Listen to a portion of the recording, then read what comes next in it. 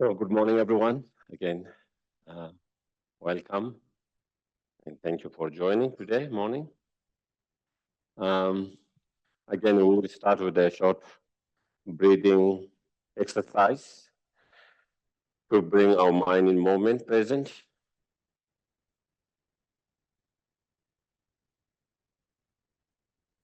Make yourself relaxed, comfortable.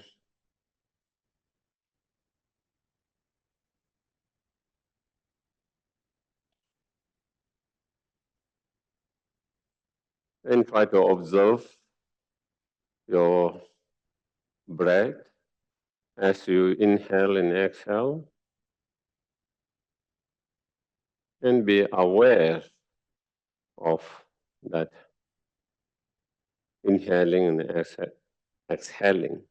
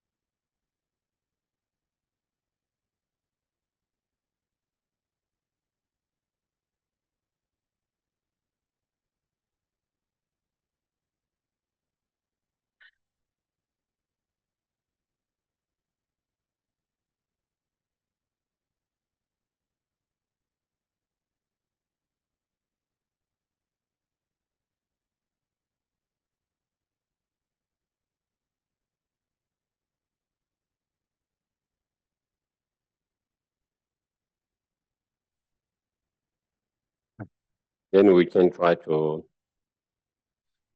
reflect and contemplate that as long as we have a strong desire, anger, jealousy, ignorance, so forth, those disturbing negative emotions,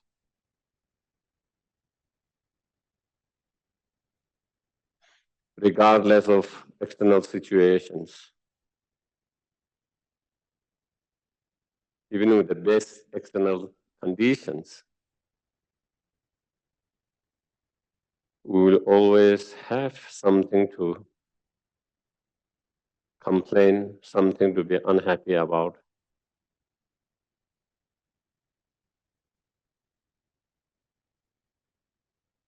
Something to disturb our mind.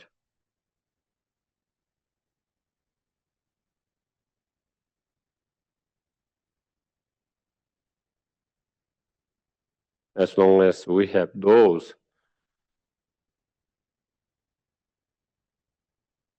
afflictive emotions,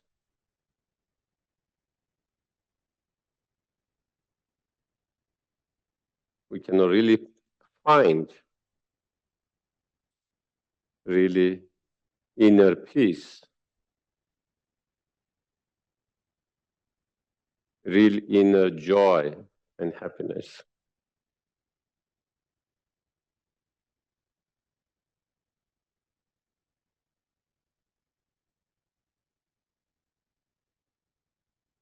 Also, if we have those defilements, as long as we have those defilements, it's very difficult to help benefit others.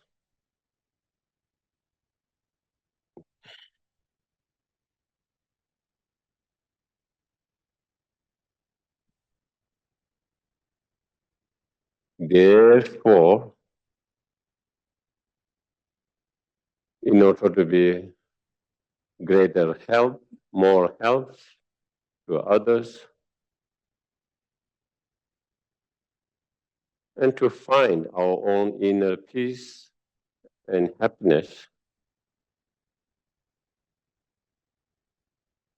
one must reduce those delusions, those negative state of mind,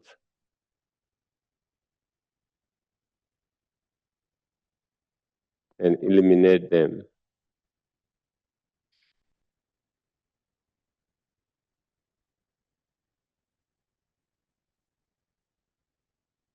And to do that, we need to contemplate, meditate, and practice correctly, continuously.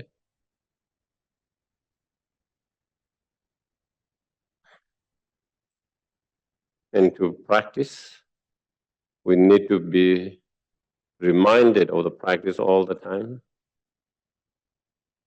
Therefore, I'm going to listen to the talk and try to apply in practice whatever we find helpful or beneficial from the talk.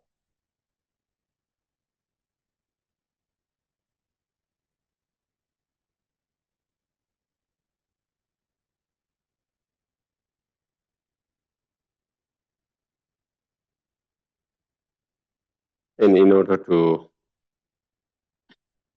the purpose of my life is to liberate all sentient beings from all their suffering and cause of suffering, and to lead them to ultimate happiness.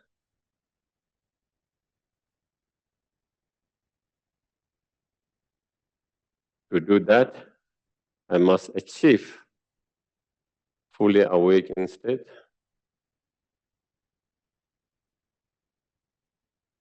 And to achieve fully awakened state, I must engage into the bodhisattva practice, the path.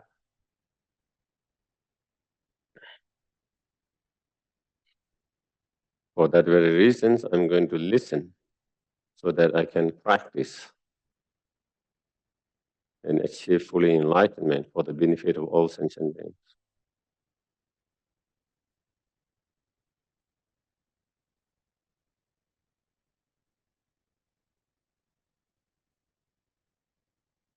Okay, so then we can.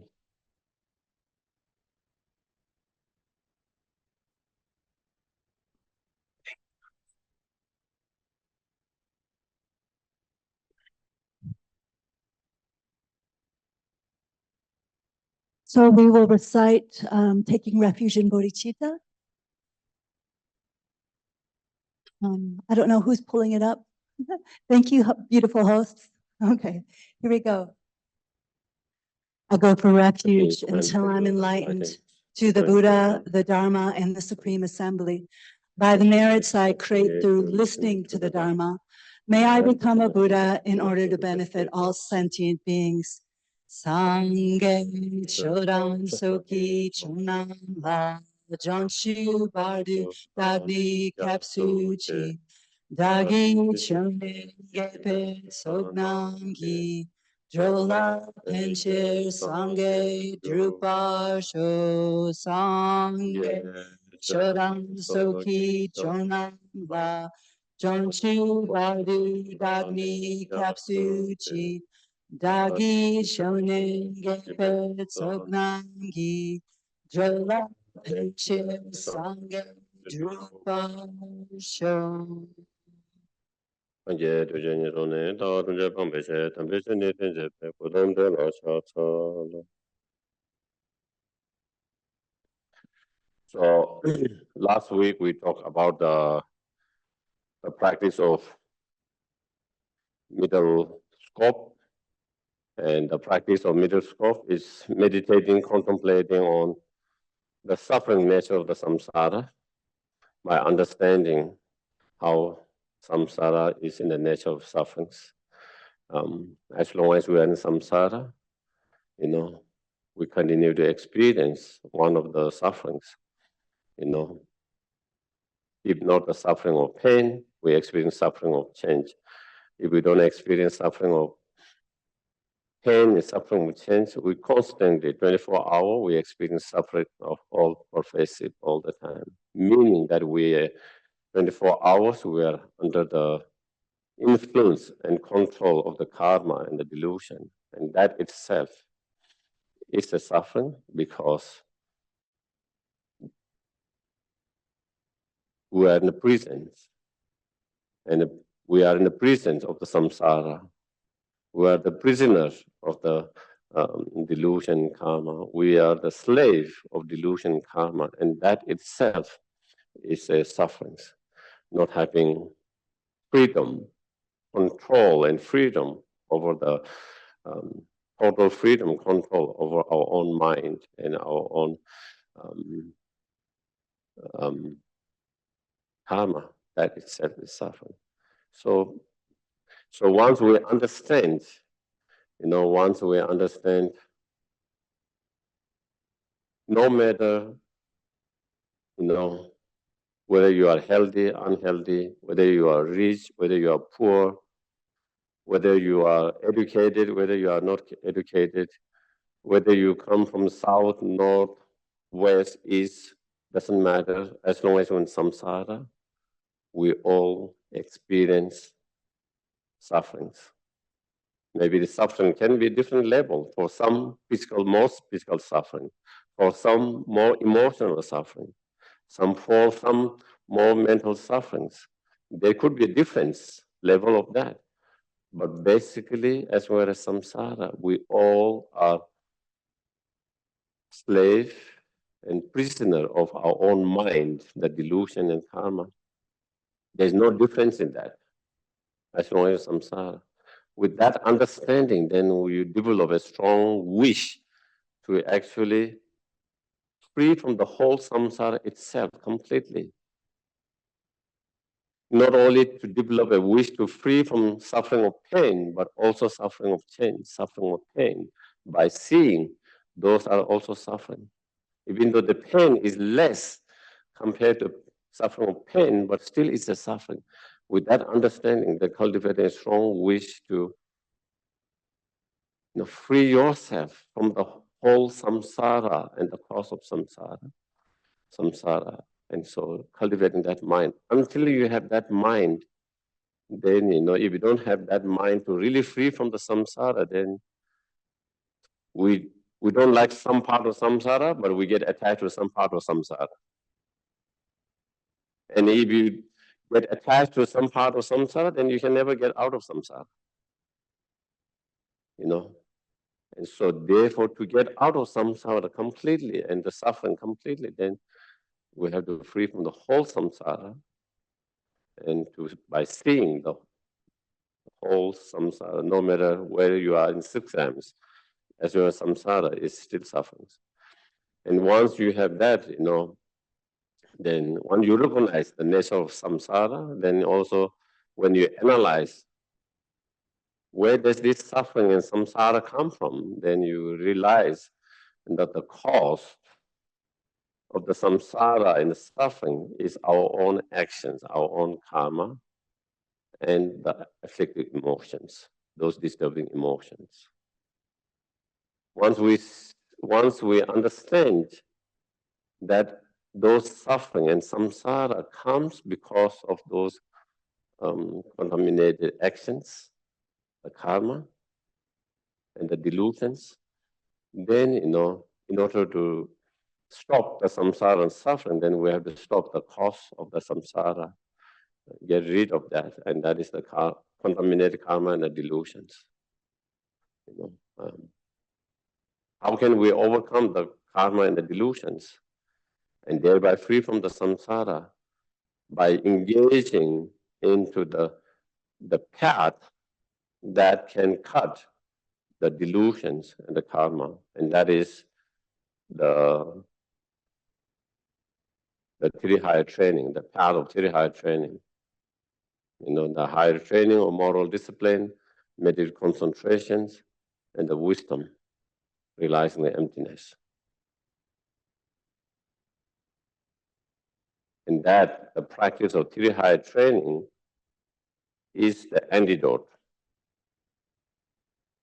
to the delusions and the contaminated karma. Is those three higher training that can cut the root of all the samsara and the root of all the sufferings.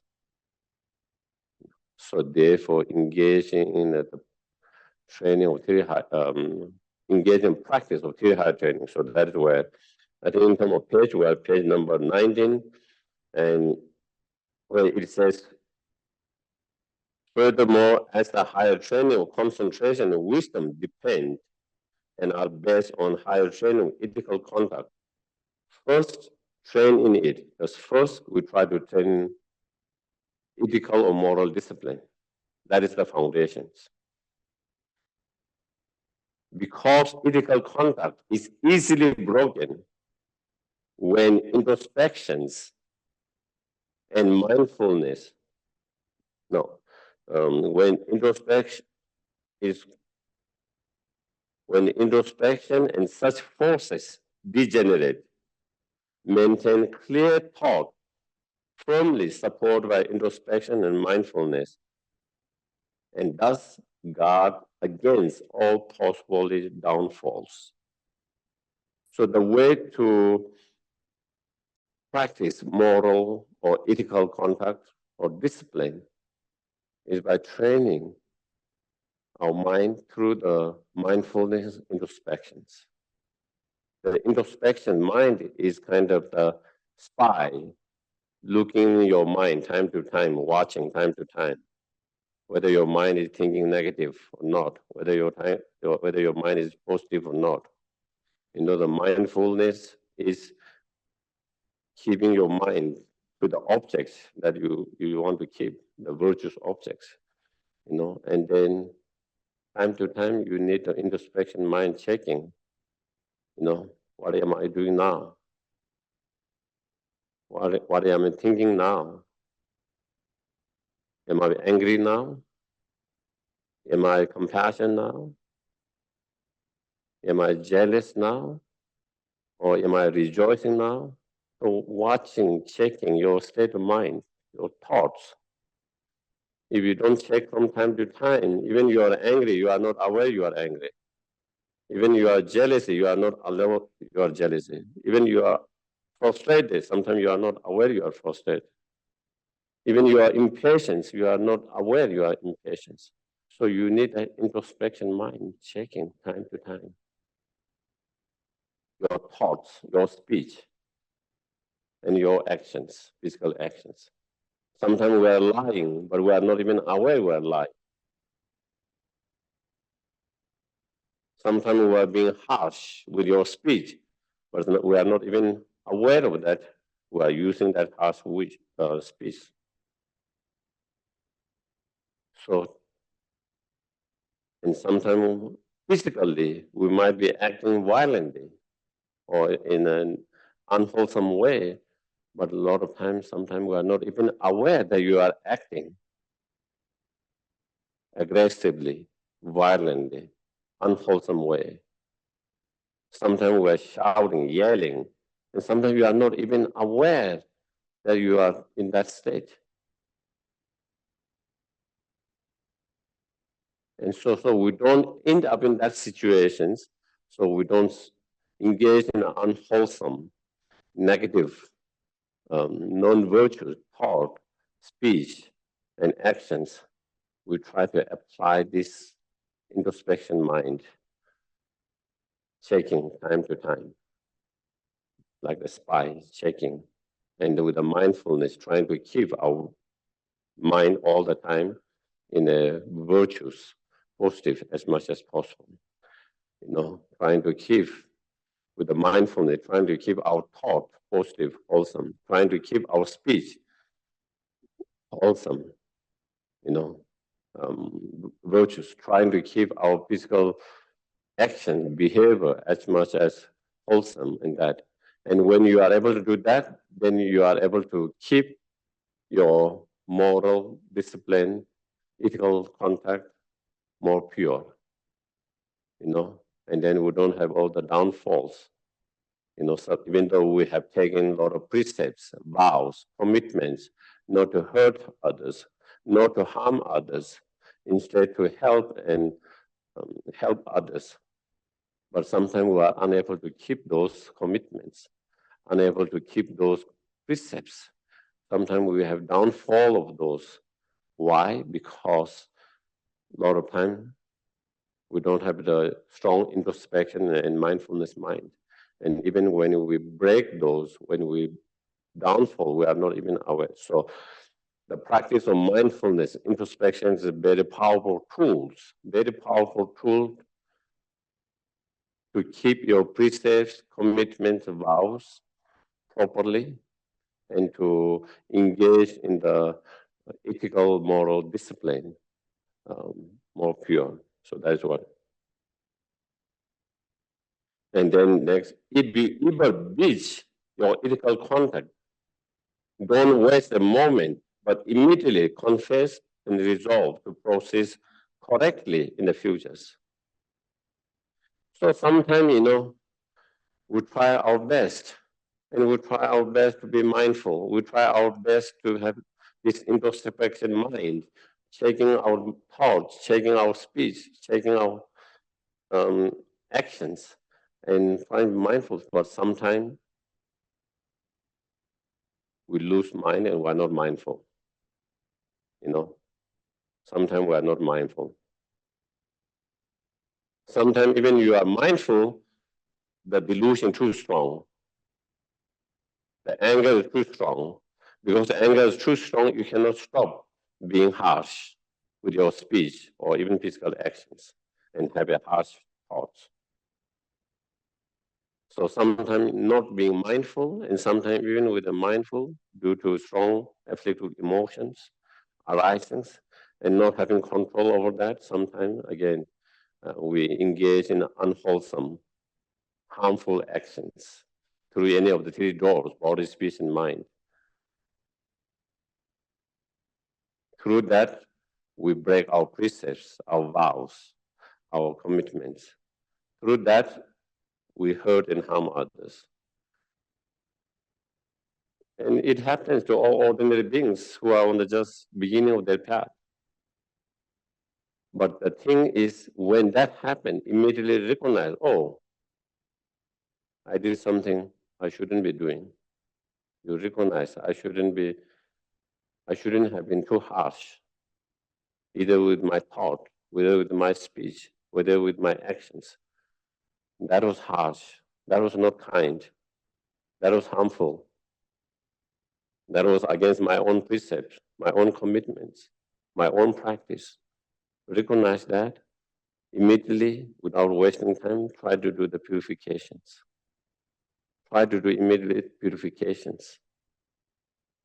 Try to regret that and make a strong commitment not to engage such behavior and action again in the futures. At least I will try my best not to make the same mistake again in the futures. Strong regret for which we already did, something unwholesome, and then try to make strong commitments to try your best not to make those mistakes again in the future. And then do whatever form of purification, whether you do the Vasara mantras, whether you do the prostration or other form of practice, or whether you do meditations on emptiness, bodhicittas, or other form of virtues, whatever virtues you do as a way of purification, and then try to do that kind of purifications, and then try to resolve to proceed correctly in the future, and making strong resolutions that I will try my best I will try my best not to make those mistakes in the futures and to keep those virtues, moral discipline as pure as possible. So that is how we move forward. When an affliction such as attachment, anger, or jealousy arises, meditate upon its antidote, such as non-attachments. So non-attachments for attachments, love for anger, or equanimity, equanimity or love for anger and jealousies. So again, through introspections, mind, we check our mind, our thoughts, and sometimes when we check with our introspection mind, you notice, or you are angry, or you have strong attachments, or you have strong jealousy. The moment you arrive, you see that with introspection mind, you recognize that. You recognize that state of mind, and immediately try to apply the antidote. So if there's a jealousy, try to practice, rejoicing instead of jealousy. Rejoice in someone's happiness. Rejoice in someone's virtues instead of being jealousy. Rejoice in someone's success instead of being jealous. So when you're able to rejoice for someone's happiness, someone's success, someone's virtues, you don't suffer because of the jealousy. Also, you create a lot of virtues, a lot of merit.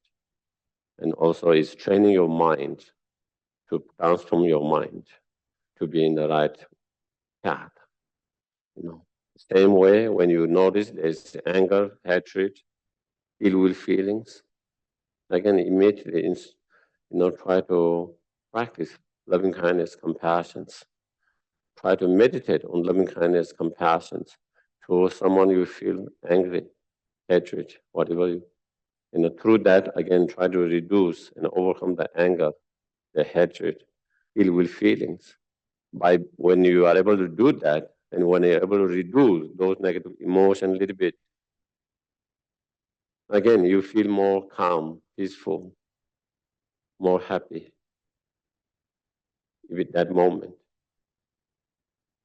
And then again, through such practice, you make your loving kindness, compassion more stronger and stronger. It's like putting a water to your loving kindness, compassion seed. So it blossoms, it becomes more bigger and bigger, stronger and stronger. That lead to develop bodhicitta mind, that lead to closer to enlightenment, that lead closer to the fully enlightenment and ultimate happiness. Also, instead of anger, by feeling love and compassion, you protect yourself, you protect other person from doing something harmful, something hurtful. And same, when you notice there's strong attachments to whatever objects, try to practice non-attachment by seeing, either by meditating on emptiness, on the object of attachment, or impermanent nature of the object of attachment, or by meditating on, essence-less of the objects, unattractive quality of the objects. So through those different, you try to apply those different meditations and then try to reduce the attachments. Less attachments, your mind is more peaceful, calm. Less fear, less worry, less stress. Your mind is calm. And again, training your mind, to let go of the attachment, to reduce and to overcome the attachments. So that is how we try to do. Okay, and here, be your own judge in the practice, and do not fall short of your aims. So as Buddha said, you yourself your worst enemy, you yourself your best friend. So we can be our own best friend, or we can be our own worst enemy. more than outside. Same way, you yourself will the best judge to evaluate your practice. Others cannot evaluate and judge your practice. Practice is something internal. They cannot see your inside. They can only see the outside. From outside, someone might seem very calm, peaceful, kind, but they might be as kind. From outside, someone might seem not so kind, but inside they can be most kind persons. Sometimes it's very hard to judge someone just from the external appearance, especially when it comes to practice. So regardless of how other people say, oh, you are such a good practitioner, or you are such a bad practitioner, whatever, regardless of what other people judge you or say, the most important is to be the judge yourself for your practice. And that is the best judge.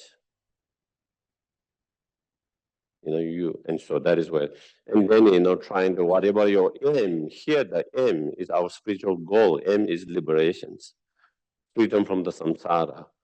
And, so try to practice as much as you can, whenever possible, whenever is possible, all the time you try to apply the practice as much as possible, and in that way, then it leads closer and closer to your spiritual goal. Let nothing you think, say, or do contradict the advice of your teachers. So our teachers, our gurus, instructions, teachings, advice is to, help others as much as possible, especially the both. If you cannot help others, do not hurt and harm others, knowingly, intentionally. That is the very basic.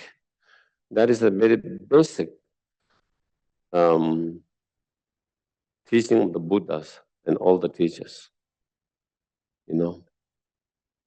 Try to help and benefit others as much as possible, directly, indirectly. But even you are unable to help at the moment, directly, indirectly, at least on minimum level, do not hurt and harm, knowingly and intentionally.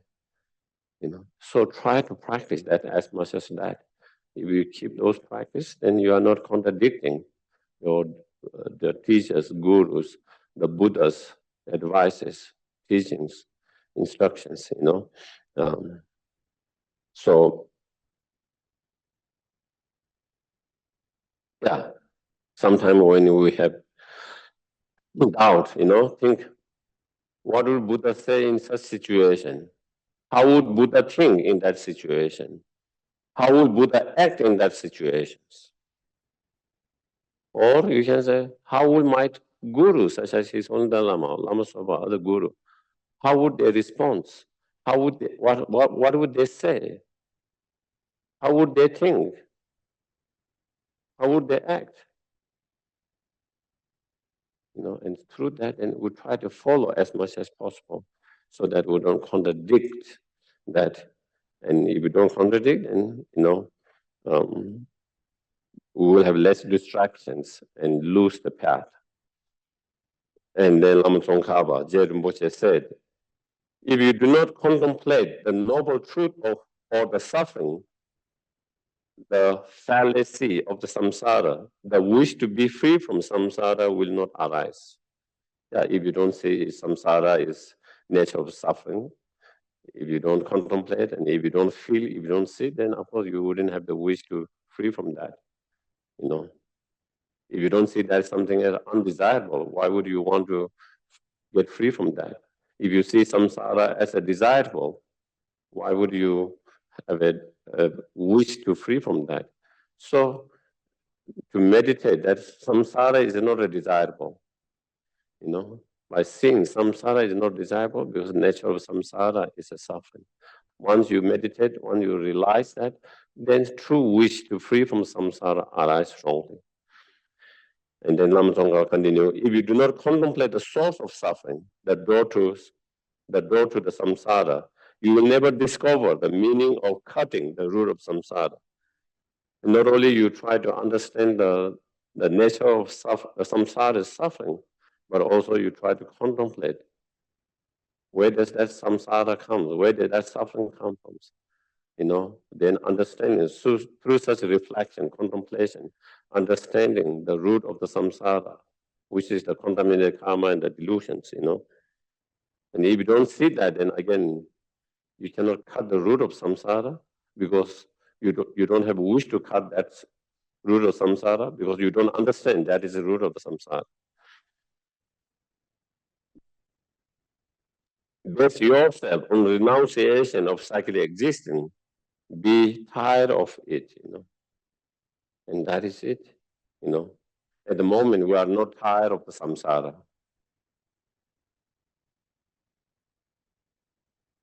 One part of samsara, we are tired. But some part of the other samsara, we are not tired. And so therefore, we are still in samsara. It's like moving from one place to another place. You are tired of this place, you move to another place, and you are not tired. And after some time, you get tired of that places, and again, you want to move to another places, and you feel happy for temporary, and then you get tired. It's endless. And so, and Lama Tsongkhapa can cherish the knowledge of the chain that bends you to the wheel of cyclic existence. So you cherish and practice what chain us in the samsara is our own delusion karma. Our own delusion karma. Through such understanding, then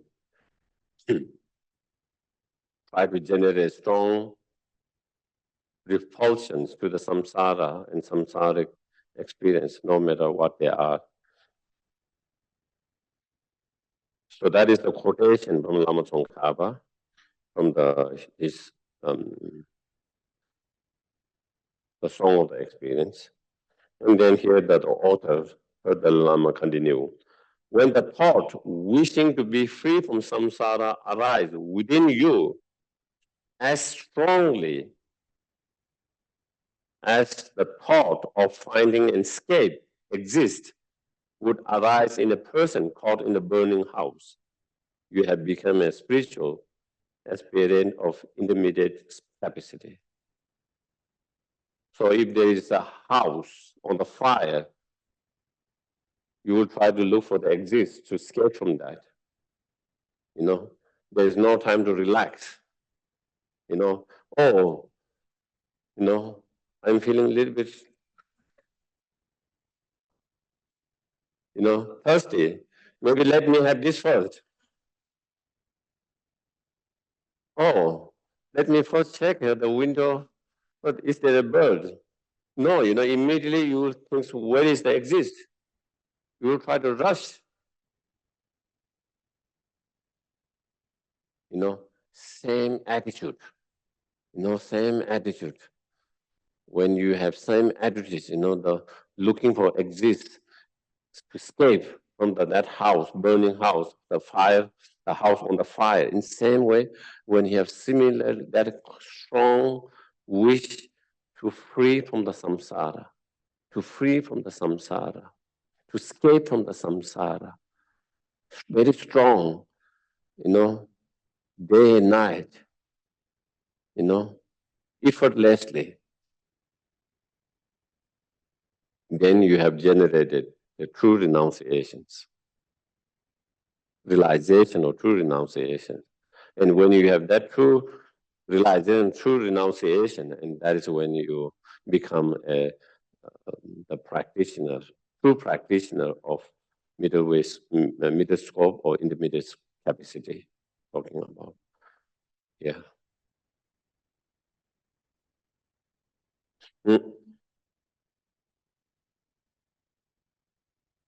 So then with that, it concludes the practice of intermediate or middle scope. And then it comes the practice of great scope, the bodhisattva practice. And this, the practice of the great scope and the bodhisattva practice is the very essence and heart of the Lamrim. And the other ones are kind of a preliminary practice to lead to that. But when we say preliminary practice, sometimes you think the word preliminary and then you think it's not important. You think, oh, this is the main practice. This is the essence practice. This is the important. But if you don't have the preliminary, you wouldn't have a success with the main practice. That is why preliminary is. Even though the practice of the bodhisattvas, this great scope practice is the main heart of the Lamrim, is the life force of the Lamrim, is the essential practice of the Lamrim. But to have a strong practice of that, you need a strong practice of preliminaries.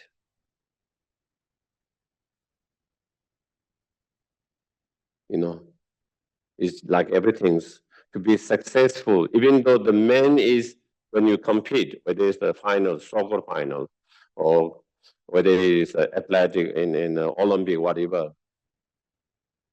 Even though that is the main, the final, but you have to train before that it becomes important. If you don't train before and you go to final and wishing to win, that is not possible. Even though that is the main game that you train for.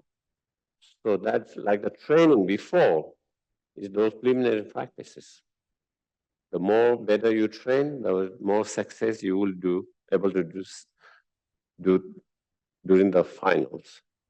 You know, same way, the better preliminary practice you have, more stronger preliminary practice you have, then when you actually engage into the main practice, the essential, the hard practice, then you can have more success. So that is here, training the mind on the path of person of greatest capacity. And within that practice, then generating bodhicitta, you know, the bodhicitta. And the bodhicitta is the very heart of that practice of great scope. And the bodhicitta is the very heart of the bodhisattva path. You know, it is the bodhicitta that distinguishes someone being bodhisattva or not. If you have bodhicitta mind, even you don't have the wisdom, relaxing emptiness, you are bodhisattva. On the other hand, you might have wisdom, relaxing emptiness directly, and even you are free from all the delusions, such as arhat. If you don't have bodhicitta, still you are not a bodhisattva. So, what makes someone bodhisattva or not bodhisattva is whether someone has developed the bodhicitta mind or not. What makes someone is a bodhisattva path or not is whether someone has cultivated the bodhicitta mind or not. So that is why the bodhicitta is the very heart of the bodhisattva path, Mahayana path, the practice of great scope. So generating the bodhicitta. So here it says, although through the higher training, as discussed before, in the ethical contact, okay, or moral discipline, concentration and wisdom, those are three higher trainings. You can attain nirvana or liberation from the cyclic existence, samsara. But, here it doesn't say but I add, but this attainment in itself is not sufficient. It's wonderful that through training, those three higher training, you can achieve liberation, nirvana. It's wonderful, but it is not sufficient. Although one who has gained nirvana no more wanders in samsara, someone who has achieved nirvana or self-liberations, even though they don't wander in samsara anymore, because they are free from the delusions and the karma. Since they are free from the delusion and karma, so they are not bound by the samsara, they are not bound in the samsara, they are not caught up in samsara, they don't wander in samsara. And if they don't wander in samsara, if they don't come in samsara, if they are not bound by samsara, they don't experience suffering at all. Any kind of suffering, there's no suffering at all. Even though that is the case, although one has gained nirvana, no more wanted samsara, because only part of his fault had been overcome and only portions of perfection has been attained, he has not fulfilled his own purpose. So even though someone has achieved arhat, liberations, but it is not significant because you have not even perfected. One, you have not, even though you are free from the delusion, but you are not free from all the faults. You still have the imprint of the delusion, the subtle obscurations. So you are free from one kind of obscurations, but you are not free from the other kind of obscuration. There are two obscurations. What is known as obscurations of defilements and obscuration of knowledge. And arhat is free from the obscuration of delusions, so they don't have delusions, but still they are not free from the obscurations of the knowledge. And therefore, they haven't overcome all the faults, all the obscuration, all the negativities. Nor they have perfected all their, attainments. They have not completed all their attainment. They have only completed portions of the attainments. Even though they have developed very high level of wisdom and meditative concentrations and moral discipline and other qualities, but again, they haven't cultivated, highest level of loving kindness, compassion, bodhicitta mind. They have not fully developed those qualities. They have not perfected those qualities. So therefore, they have not completed and perfected all the spiritual realizations, all the attainment of the spirituals. And because of that, then therefore, the arhat, he or she has not fulfilled his own purpose. He or she has not fulfilled her own full purpose because he or she is not free from all the obscuration. He or she has not achieved or attained all the positive qualities. And also because he lacks omniscience, he has not fulfilled others' purpose. And because even though you are arhat, you don't suffer anymore, but still due to that obscurations, the subtle obscuration, obscure knowledge, and due to not having completed and perfected all the positive qualities, so the help and benefit you can do to others is very limited. As an arhat can help and benefit a lot, much more than others. Don't think that we'd help more than the arhat. Sometimes we might think, oh, we are following a bodhisattva path. We are a follower of Mahayana. And therefore, the arhat who are not necessarily Mahayana practitioners and bodhisattvas, but they help and benefit a lot.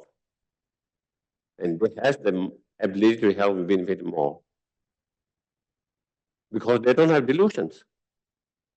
We cannot help because we have so much delusions. We cannot help someone because we are so upset and angry with that person. We cannot help others because we are so greedy and miserliness and attachment so that we cannot let it go to help someone.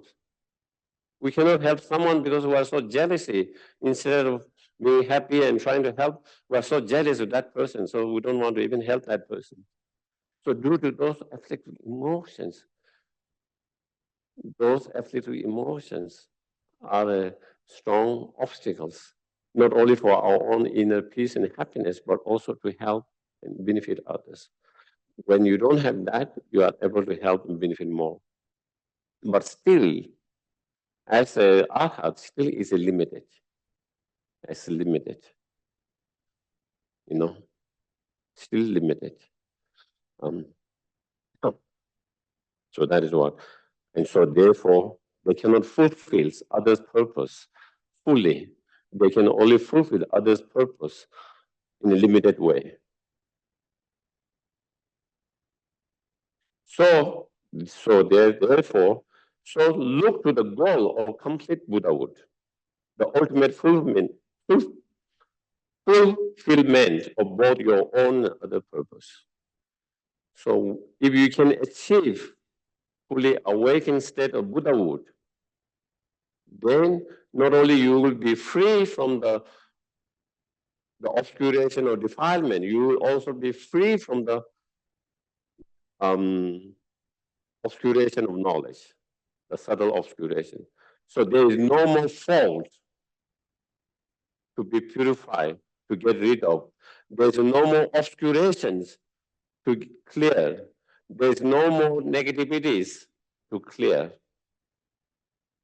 All faults, all negativities, all the obscurations have been completely clear when you achieve fully awakened state of Buddhahood. In terms of clearing, in terms of achieving, in terms of attaining, actualizing, not only when you achieve Buddhahood, not only you achieve highest level of the practice of moral discipline, meditative concentration, highest level of wisdom, but also you achieve highest level of loving kindness, compassion, bodhicitta mind, you achieve, the most highest level, the most unlimited skillful means to help and benefit others. So you have highest level of compassion, bodhicitta, highest level of wisdom, highest level of skillful means to help, benefit, and also the power, the ability to help and benefit others.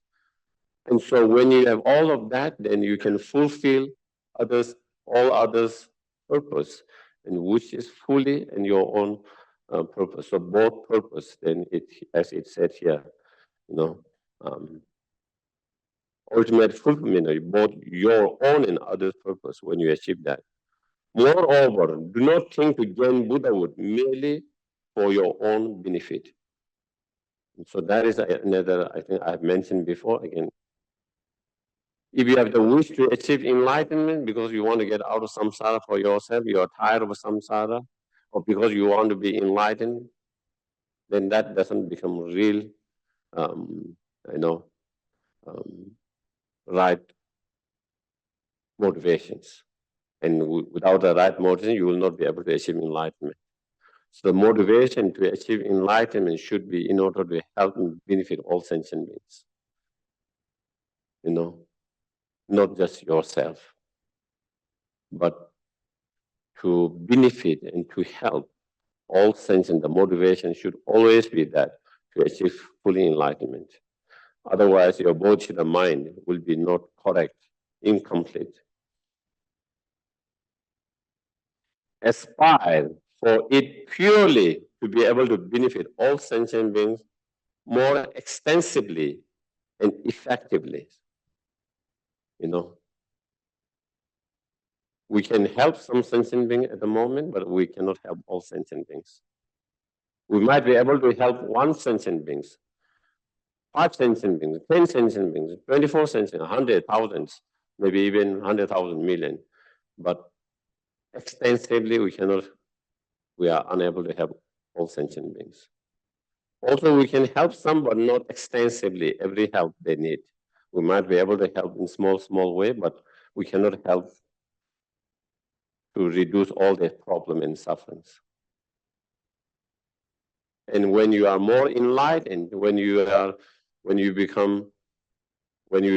the path of arhat, or when you become more arhat, or when you enter the bodhisattva, and as you progress, as you become more and more enlightened, you are able to help more and more sentient beings. You are able to help more and more extensively. You are able to help more and more effectively, but still not completely. But when you achieve fully enlightenment, then you are able to help, the most extensively, the most effective way, according to the needs of individuals. That is the one key point. At the moment, sometimes we want to help, but sometimes it becomes about what I want for him or her, more than what they really need. And sometimes even we want to help to what their needs, but we don't understand what their needs are. That's the problem, isn't it? We want to be best help, and not for my need, but I want to help what he or she needs. But sometimes we cannot understand what her needs are, what his needs are, and we just assume or we just think that is what they need. And so again, but when you become fully enlightened, fully awakened, then you understand each of sentient beings' predispositions, each of sentient beings' imprint, each of sentient beings' capacity, ability, and their needs.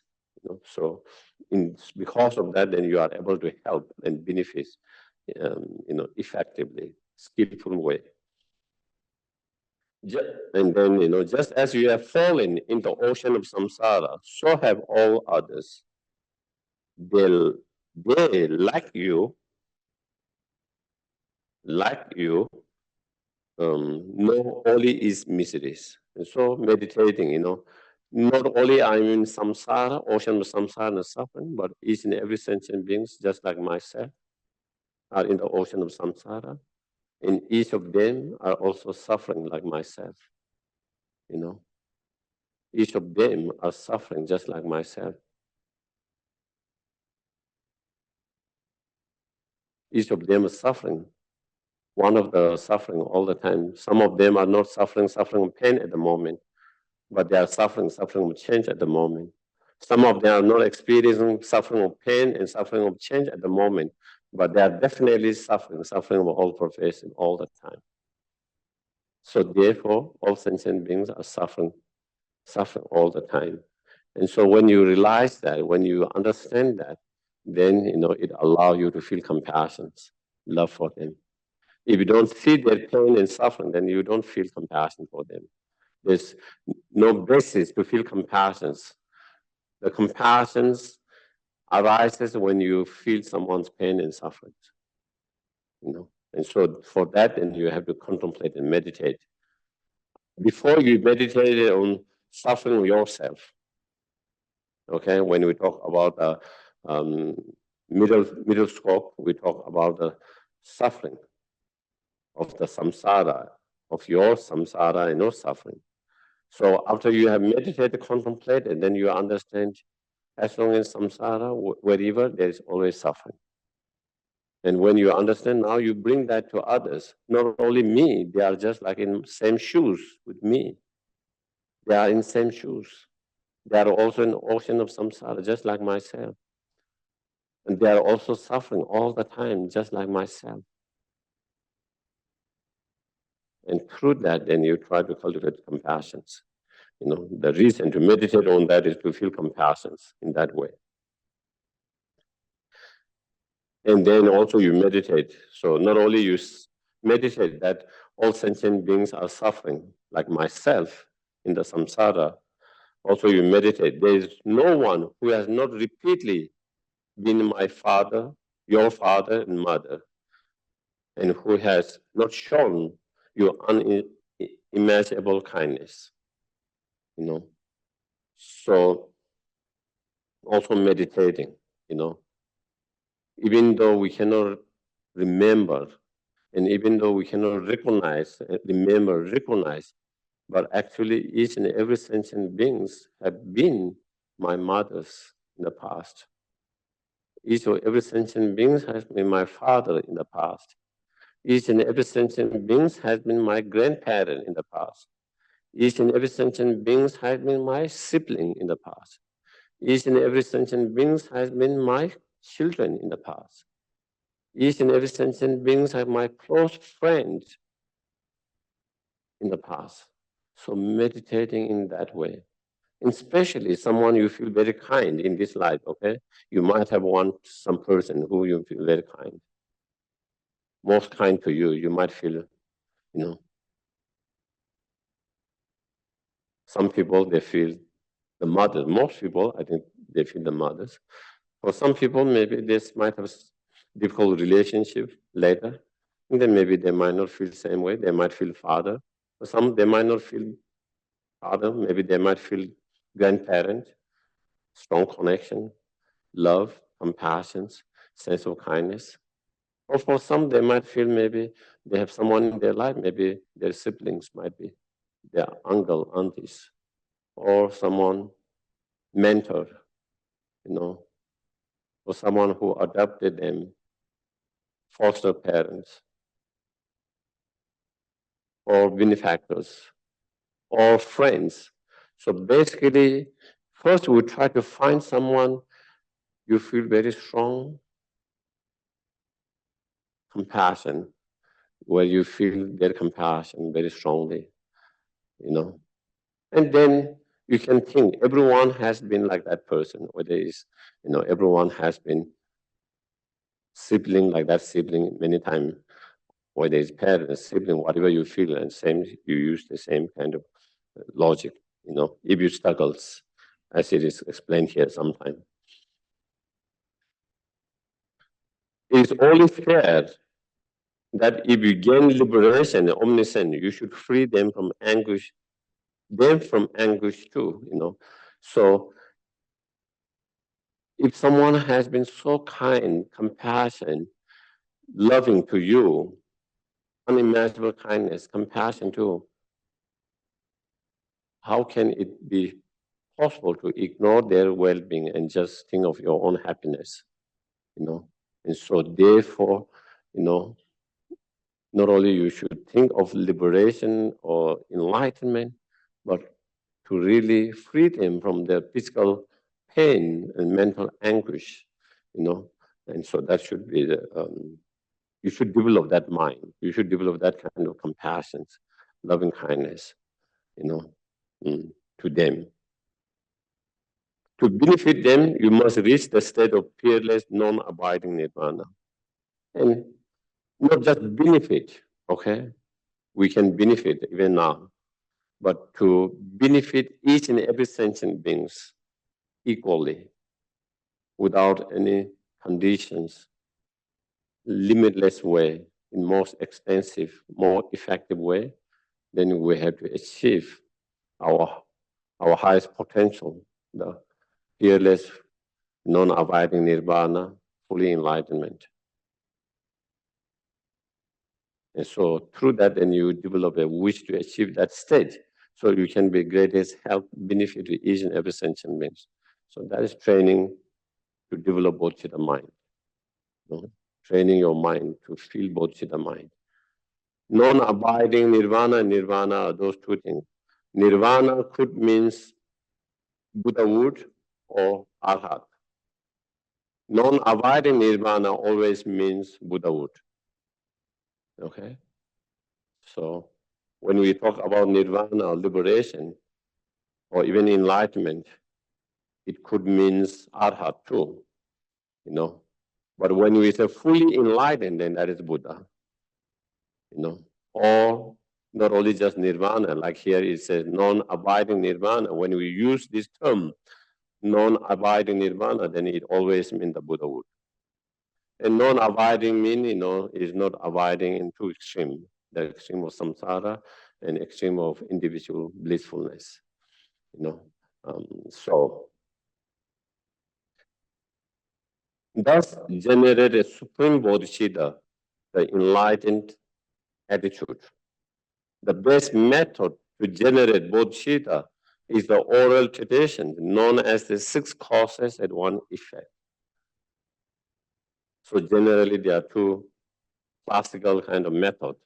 This is one, the 7 point of cause and effect, 6 cause and 1 effect. So that is called 7 point of cause and effect.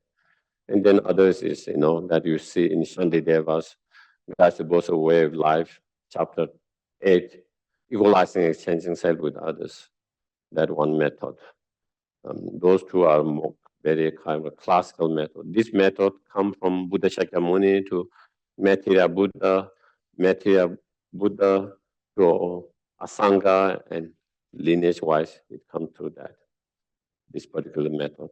And so here, the author here, Third Dalai Lama, said these oral traditions, at the very beginning, those traditions passed more orally, and it was written only much, much later. So, many of them. So that is, I will explain this first briefly and then in details. So then he's saying he's going to explain how to develop and cultivate the bodhicitta mind through meditations by using specific method or technique of this, the 7 point of cause and effect. And to explain that first, he's going to explain briefly, kind of like introductions, and then he's going to go more detail in that explanations. So I think today I will see if there's any questions from last week and from today's. Any, please, yes, can you pass? Yeah. Sure, yeah. Thank you for your teachings, Geshe. They're always penetrate. Thank you so much. This morning, I learned from Mary a very practical technique. Could you expand and discuss maybe a little more? Yesterday, I had a garage sale and someone stole something. And when I noticed it was gone, it wasn't big, just a ring, $20 or whatever. But I realized and I thought, that's their karma. And at first there was a little like, that wasn't great. Then I felt, oh, wow, they're taking on this, karma that's going to follow them. But I didn't know how to make it positive. And I was discussing with Mark, who also had something. And Mary said, oh, you're going to have to help me, Mary. Mary said, try to imagine that you gifted that to that person so that the karma doesn't follow through. What? Sorry, Geshe. So then the karma is not complete, because there's 4 conditions. Could you expand on that or add? Thank you. To explain that, I will add one more word. That is all.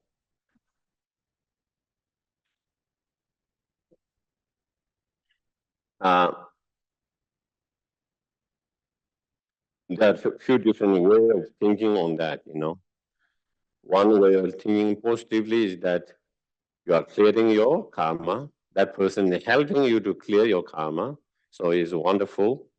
It's wonderful that there is some karma from the past that I need to clear, which I haven't cleared it. That maybe I owe that person from the past. And now this person helped me to clear that. Now I'm done with that karma. I don't have to deal with that karma anymore. That could manifest in much more worse in the futures, as if it's not cleared now, as it becomes bigger. So that is one way of thinking, that that person help you to kind of clear and purify your own karma. That's one. In terms of other ways, of course, when we see that, sometimes when you don't contemplate, and we can be upset and negative about that. Again, thinking of one way of thinking is, why am I practicing? I'm practicing the path, the practice to help and benefit others in one way, another way.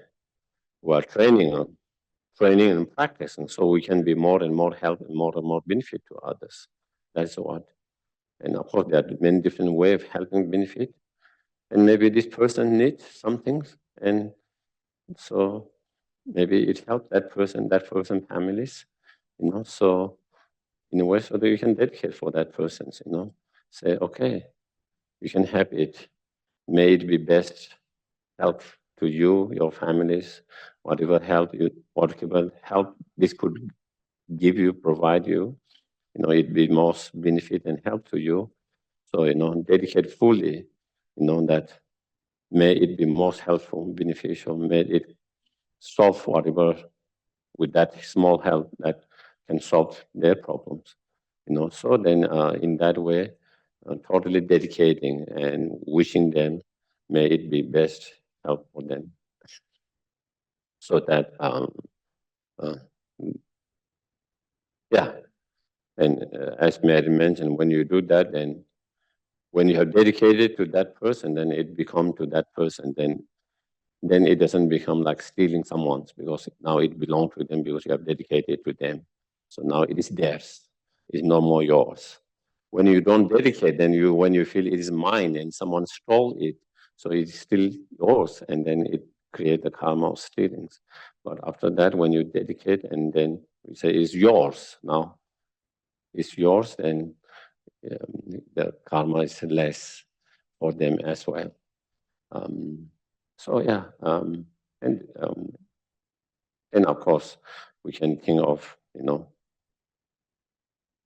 because they created some negative karma, the consequences of suffering that they could have, and then through that understanding try to feel compassion as well. So there are many different practice meditation one can apply in relation to such situations. But of course, this is very small, and as you mentioned, but sometimes it's a kind of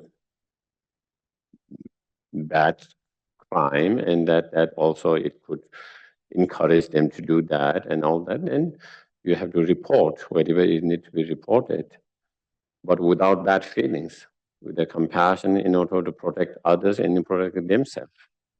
The motivation should always be to help to protect others, societies, the others, as well as the person who is engaged in that. So again, yeah, so again, coming back to the motivation, which is very important as well, all the time. But if we report with upset and angry, then of course, then that goes against the practice, against, then it is just a normal, ordinary person's response or reactions. That is how any ordinary person will react and respond. But for practitioners is then working your mind, whether you report or not report, that is something totally, but first is working your own mind. Make sure that you don't have bad feelings, ill feeling, anger, hatred, and make sure that you don't feel that, trying to reduce that feeling if you have, try to let go of that feeling. And on top of that, if you can, then try to feel compassion as much as possible. And once you can feel compassion, then what action you should do, then is individually they have to make decisions and decide what will be the best. But as a practitioner, first is working our mind. That is the most important part. Yes, there. Yes. And after, Andrew, yeah. and we'll take Deshi's question. Thank you, Geshe. My question is, if you could expand a little bit more on what the obscuration to knowledge means? Because if you've overcome the delusions to a certain degree, you've cleared. Yeah. Anyway, that's my question.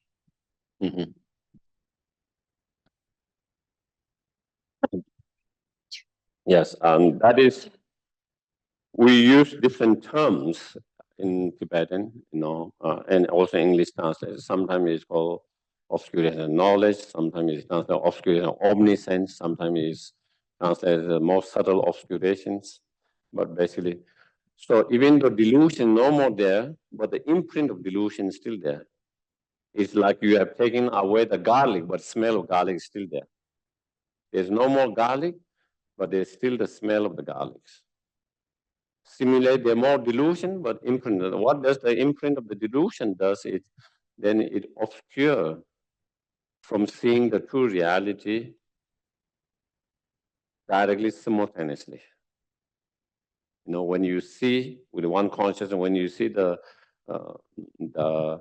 directly ultimate truth, that mind cannot see the conventional truth directly, same time.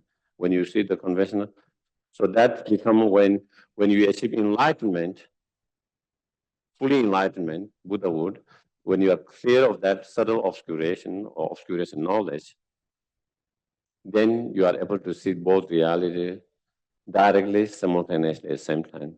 So therefore, the Buddha can be in deep meditative equipoise on emptiness, deep meditation. At the same time, he can perform helping benefit sentient being same time simultaneously. The Bodhisattvas are arhat, they cannot do it at the same time. So that is one. So that is because of that subtle obscuration, even you don't have grasping that, but there is the appearance. Okay? Even the arhat, even they don't have grasping of the objects inherently or truly existence, because they don't have any grasping ignorance, but still the object appears inherently their consciousness. They don't believe the appearance because they understand it, but the appearance still there. And that is the functioning of the subtle obscurations, the obscuration knowledge. That is so then when you are free from that, not only there's no more grasping, you don't have any appearance of that. You don't have any appearance of the objects appearing truly or inherent existence. And to clear the subtle obscuration or obscure knowledge, then not only you need a wisdom realizing emptiness, the wisdom realizing emptiness need to be supported by the bodhicitta mind. And together with the wisdom realizing emptiness directly and with the support of the bodhicitta mind, then you can overcome not only the delusion, but even the imprints left by the delusions. Is your name Jack or Jacques? Yeah. Jacques. Okay, thank you, Jacques. Okay, so there's a follow-up from Geshe to Chosang's question. What about if someone steals a statue? So I'm assuming it's a Buddhist statue. Is that correct, Geshe? The same thing. Whatever they steal, even is Buddha statues, you just dedicate and just hope they use most of it. Whether they keep as for their practicing or whether they sell it to make some money. Whatever may it be most benefit to them. May it be most helpful. Hopefully they don't just throw in the garbage. Hopefully they can use, sell, and where someone who is going to use it, buy it, and some. So, but even they decided to take it and for some reason they throw in garbage, again, it doesn't matter what they do with that. But from your side, you just let it go. You just let it go and just dedicate to them. Now it is yours, you can do whatever you want. Now it is yours, you can do whatever you want. You want to keep, or you want to sell, or you want to throw it, you do whatever you want. Now it belongs to you. Thank you, Geshe. Geshe also mentioned that it was twice Guru Rinpoche's statue was stolen. Lorraine has a question. Yes. Okay, so it wasn't something that was stolen, but I was working in a place and there was a huge centipede and I saved it and I took it outside and one of my coworkers decided to show off and kill it. because somebody else was afraid of it and they wanted to, be a big man and show off. So I'm kind of wondering how the same kind of thing would apply to that scenario. So it wasn't something that's stolen from me, but I worry about his karma because of the killing. Mm-hmm. Yeah, I think sometimes there isn't much we can do about others' karma too. Sometimes we might be able to explain them skillfully without offending them, making them feel bad. Maybe it might be better not to kill, save. How it depends on how we present and how we individual skills is need there, communicating in the right way where they, oh, what do you make sense? Not about karma, but it's about another life. Instead of taking another life, how can we, without having taken life, how can we save them? And maybe as take outside or somewhere that we don't have to kill, and that and maybe if we have the right skillful communication, a way to communicate, and if the person is able to hear in the right way correctly, maybe we might be able to communicate where we can avoid that. In some cases, maybe we might not be able to avoid it, and then there isn't much we can do. You can recite the mantras, and to the creature that has been killed, you can recite mantra. You can keep in your prayer dedications, and that is what we can do. And also, you can also do the mantras and dedication for all the person who killed. Dedicating, clearing that their karma be clear. That their karma, if they have whatever negative karma they might have created by that, then may all they be again, clear, and may they also be. So we can dedicate for both the person who's creating karma and the insect that has been killed. We can do the prayers, mantras, and dedication for all of them. Yeah. Geshe, we have a question from Yep. Patty. Yep. Patty asks, would it be accurate to say that one cannot possess or begin to develop a bodhicitta mind without true renunciation? Yeah, I think in many of the scriptures, most of the not most, I think all the Lamrims, and also in the which part of Lamrim, but three principal aspects of Hatha, Lama Tsongkhapa, they all seem to indicate that. They all says that. And the reasons is if you don't understand, which we talked last week, the most subtle suffering, the third suffering, the suffering of all pervasive. You can say maybe most light sufferings, obvious ways. If you don't understand that as a sufferings, if you don't recognize as sufferings, then it's hard to develop bodhicitta because it's hard to develop compassion for all sentient beings. Because you see someone who is healthy, very successful, who seems to be happy, they don't seem to have a problem, then you think, this person is just perfect. Their life is perfect. They don't have sufferings. They don't struggle. They don't suffer.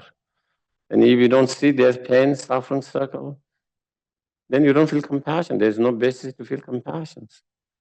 And if you cannot feel compassion in one of those beings, then you cannot have bodhicitta mind.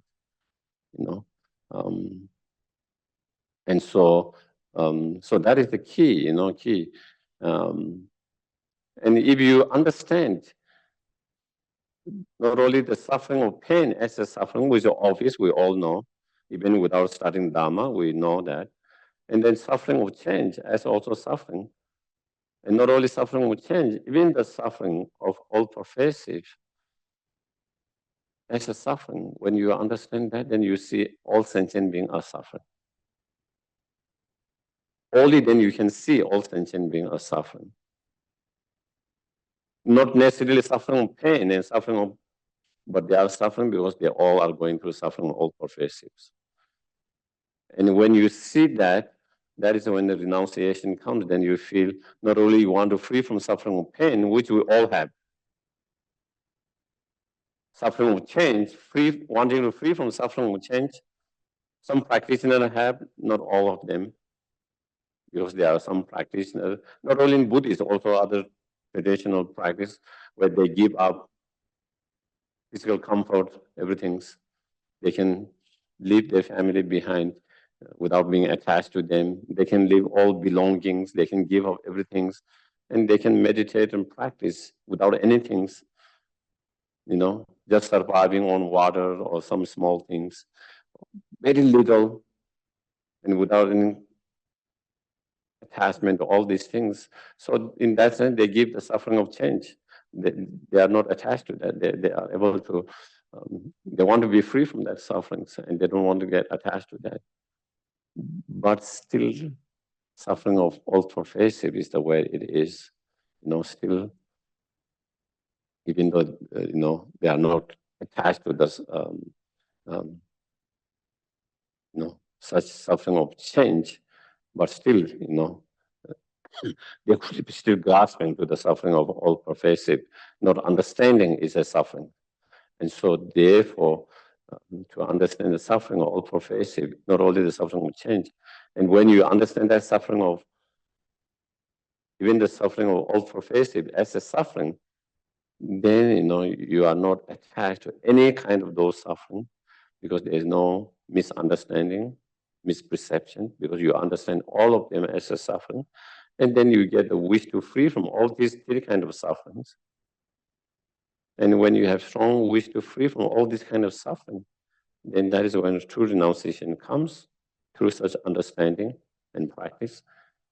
And then when you have that understanding, that when you have truly understood the suffering is not only suffering of pain, the suffering is not only the suffering of change, but also all pervasive is also suffering. And when you understand that, then you can feel you can feel compassion for the sentient beings in God realms, demigod realm, sentient beings in human realms where they seem to have less problems in their life, where they seem to be doing very well ordinarily from outside, So you can still, even though they don't have physical pain, they don't struggle or they're living, they have all the comfort, everything's, and then even they are quite happy in general, they could still be happy, but still they have the delusion and karma.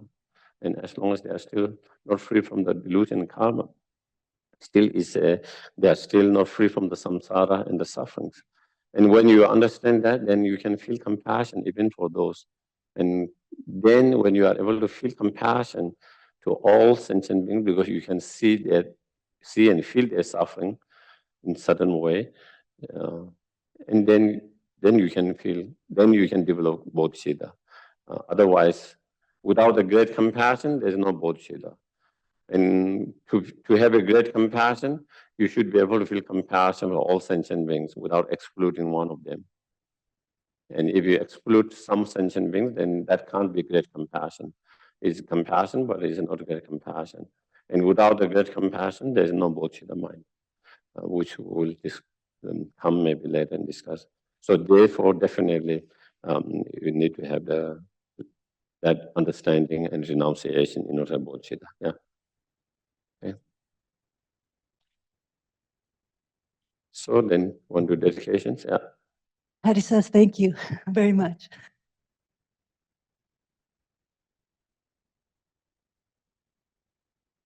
We'll dedicate with Master Shantideva's prayer. May all beings everywhere plagued by sufferings of body and mind obtain an ocean of happiness and joy by virtue of my merits. May no living creature suffer evil or ever fall ill. May no one be afraid or belittled with the mind weighed down by depression. Next page, please. May the blind see forms and the deaf hear sounds. May those whose bodies are worn with toil be restored on finding repose. May the naked find clothing, the hungry find food. May the thirsty find water and delicious drinks. May the poor find wealth, those weak with sorrow find joy. May the forlorn find hope, constant happiness and prosperity. May there be timely rains and bountiful harvests. May all medicines be effective and wholesome prayers bear fruit. May all who are sick and ill quickly be freed from their ailments. Whatever diseases there are in the world, may they never occur again. May the frightened cease to be afraid, and those bound be freed. May the powerless find power, and may people think of benefiting each other. For as long as space remains, for as long as sentient beings remain, until then, may I too remain to dispel the miseries of the world. And then the long life prayer for His Holiness the Dalai Lama. Gangri Rawe Korwe Jinkam Dear Pendan Dewa Malujamwe Chenre Zengwa Tenzing Gyatso Yi Jape Si Te Bardu Tengyo Chi. Thank you very much. Have a wonderful rest of the day. Thank you.